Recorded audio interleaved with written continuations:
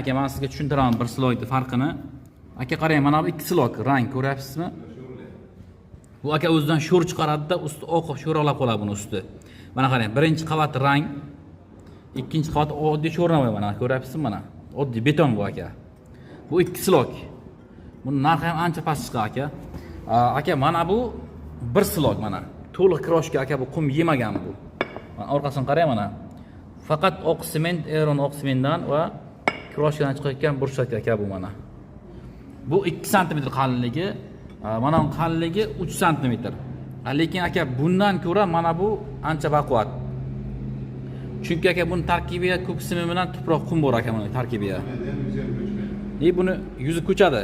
Ishonch yo'q mana bunga. Mana bu sho'rlamaydi yuzi va yuzi ko'chmaydi aka bu narsani. Siz doimiy klientimiz uchun aka sizga shuni men ochiq-oydin tushuntirib aytayapman mana aka. Tanlov sizniki.